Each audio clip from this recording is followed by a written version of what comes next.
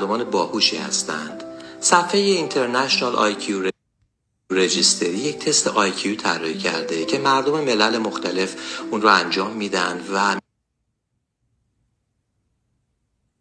چه کشورهایی هستند. در رده اول چین، بعد کره جنوبی، بعد ژاپن و در رده چهارم ایران. اختلاف ما با ژاپن.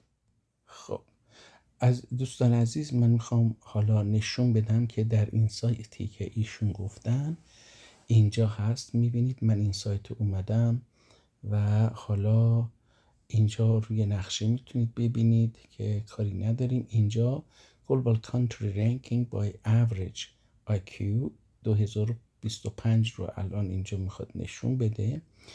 من اینجا به شما نشون میدم دروغی که این دوستمون گفت. در این قسمت جدول، حالا من بزرگش بکنم، اینجا رنکینگ، یعنی از شماره 1 به بالا هستش. اینجا اسم کشور هاست. این قسمت متوسط آیکیوی هر کشور رو گفته و اینجا تعداد افرادی که شرکت کردن. مثلا برای اولین کشور 551 نفر، برای چین، حالا این اولین کشور سنگاپور، 551 کشور، برای چین 142,000 نفر، برای کره شمالی کره جنوبی 4621 و کره شمالی 2642 نفر. و اینجا متوسط هوش همون کشورها در سال 2024 بوده و اینجا این قرمز ها که میبینید اینجا سالانه چه تغییراتی در هوش اونجا، منظور از هوش نیست، آیکیو هستش، آیکیو اونها داشته. حالا برگردیم ببینیم که ایشون گفتش ایران در رتبه 4. من رتبه ها رو نشون میدم ببینیم که کجا هست. سنگاپور، چاینا، ساوت کوریا، نورت کوریا، ژاپن 5، نادرلند 6 هستش، استونیا 7،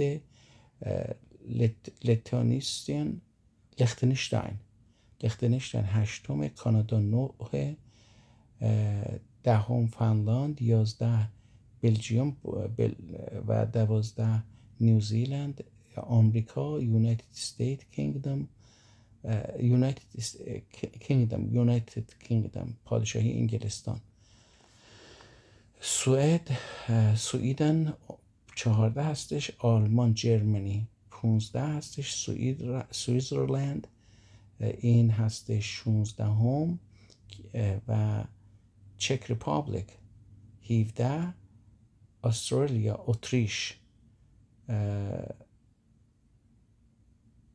احتمالا استرالیا باشه، این 18 هستش با 99.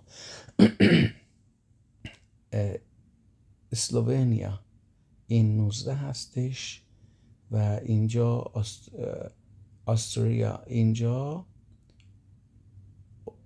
احتمالا اتریش، حالا نمیدونم کدوم یکی اتریشه، استرالیا هستش یا استرالیا، نه اون بالا استرالیا هستش، این استرالیا اتریشه.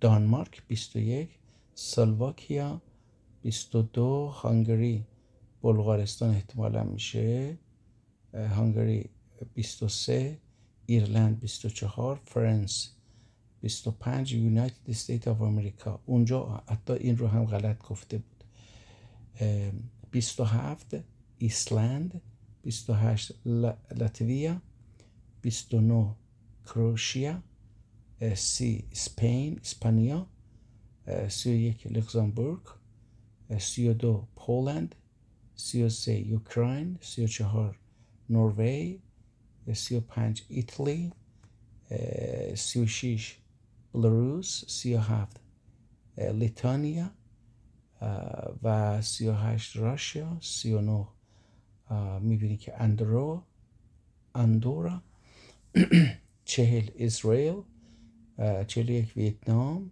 42 پرتغال، 43 پرتغال هستش، 43 مالتا، 44 سیپرس یونان، 45 بلغاریا، 46 گریس یونان، 47 آرمنیا ارمنستان، 48 سربیا صربستان، منگولیا 49 هستش با 91.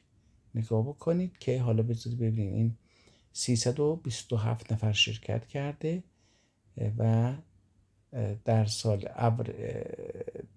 قبل هم 91 بوده. 42% میگه افزایش داشته، احتمالا به خاطر شرکت بیشتر افراد.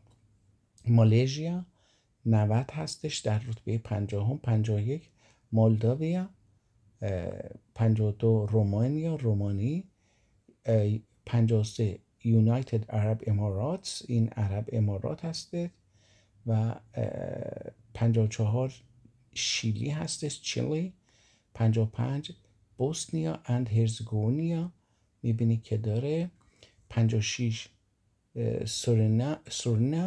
سورینام هستش که 56.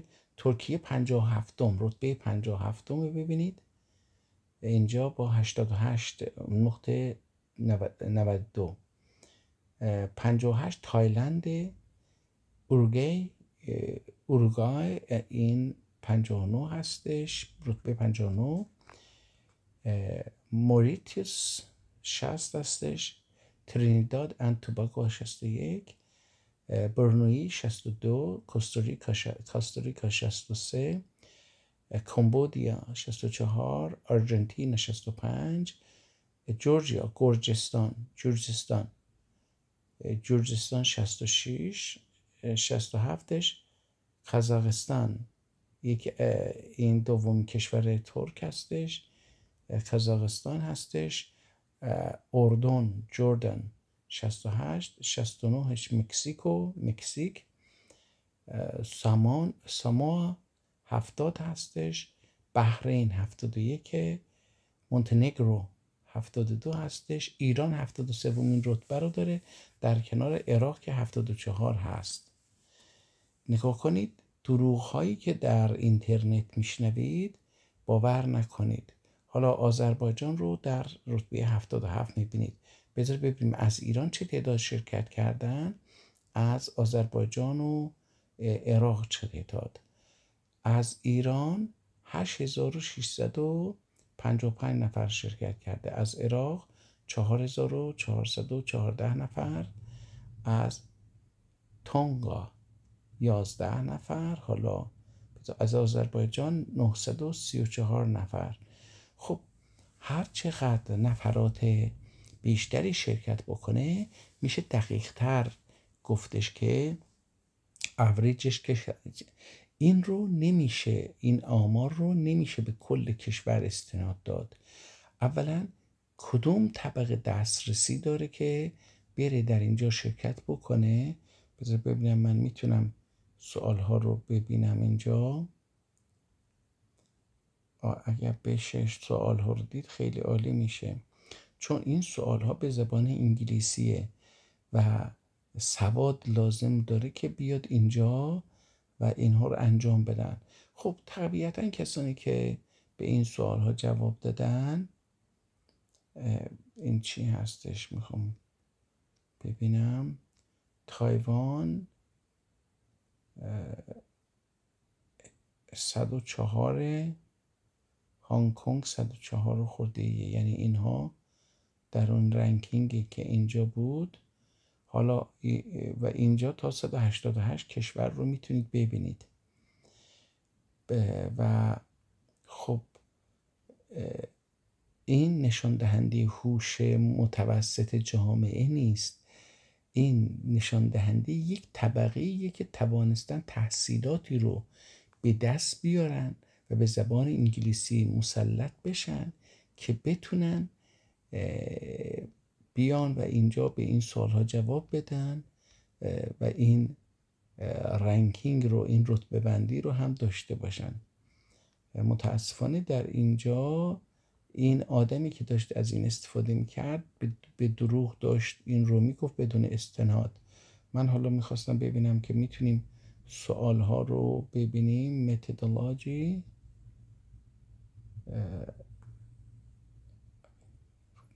نه اینجا میگه به 40 زبان همین سوال ها بوده هستش. available in 40 plus languages. the culturally reduced. بذار ببینیم میتونیم تکنیک enhance. بذار ببینیم اینجا به زبان فارسی وجود داره یا نه.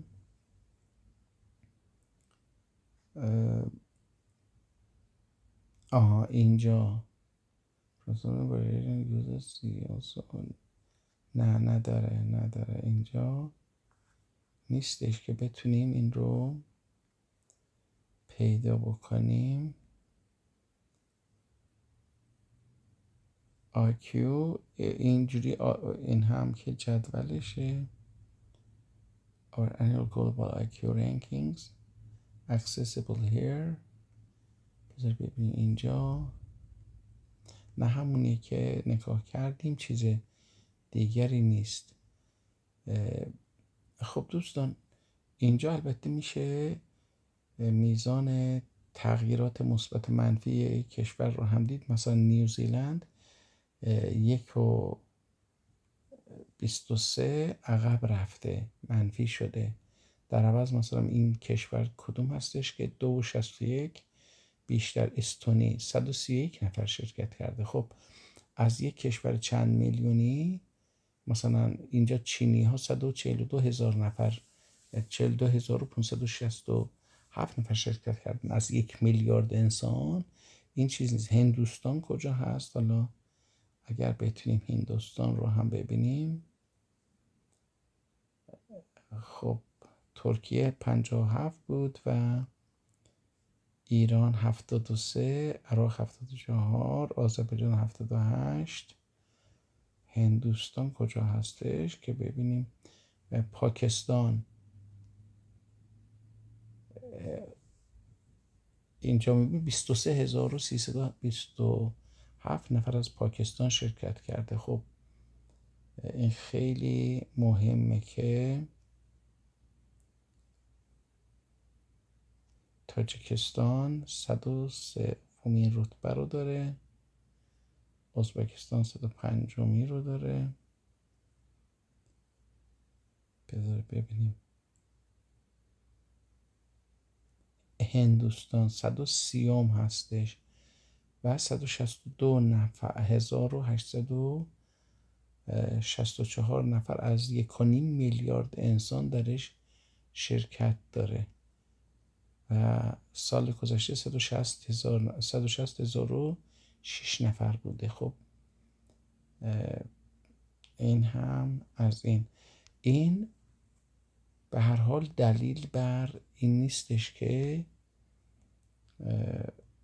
من متاسفانه نتونستم اون جدول رو پیدا بکنیم که ویو. اوکی این هم سوال هاشه. frequently asked question. What is the global average IQ population weight؟ اینجا در مورد همون چیزی که من میخوام بگم synthesizing various national IQ estimate arrives at a lower figure around 86.6. This reflects the real world distribution influenced by the average population.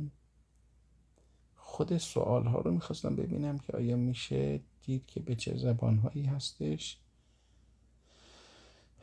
در ایران درست نیست، برای اینکه ایران یک ملت مشخصی نیست، مجموعی از ملل هستش. take the test here. اینجا از طریق تست رو اینجا میتونیم ببینیم measure your IQ score. حالا اینجا افراد رو اندازه گیری میکنه که خب علاوه بر این که سطح تحصیلات هر کسی متفاوته، ملیت در ایران یه دونه ملت نیست. در ایران ملتی به نام فارس وجود نداره. توده های پراکنده‌ای هستن که به فارسی صحبت میکنن. ترک هایی که فارس شدن، عرب هایی که فارس شدن، بلوچ ها، لور ها، گیلک ها، مازنی ها، ترکمن ها، قشقایی ها و دیگرانی که تالشی ها و اینهایی که مازنی ها و اینهایی که فارس شدن. در نتیجه در ایران ملل مختلفی وجود داره. اگه بخوان واقعا یه نمره و معدل مناسبی برای ایران، ملل در ایران بیارن، باید عرب ها رو، بلوچ ها رو، ترک ها رو، آذربایجانی ها رو، ترکمن ها رو و بقیه ملل رو جداگانه تست بزنن تا اون نطمه واقعی فارس های اصیلی که 4-5 نسل قبلشون فارس بوده، نه در اینکه 4-5 یعنی در 100 سال گذشته کسایی که فارس شدن زبانشون به خاطر اون دلیلی بر این نمیشه. خب یه چنین چیزی سوال ها رو هم اینجوری میبینید که میخواد بگه این جوابش چی میشه، مثلا اینجوری میاد و انجام میده که دیگه نمیخوایم. فقط همینو خواستم ببینید و بدونید که ژاپن و کره جنوبی فقط 1/10. البته این به این معنا نیستش که ملتی که ضریب هوشی بالای اینجاها خیلی برای آمریکای لاتین هستند. تا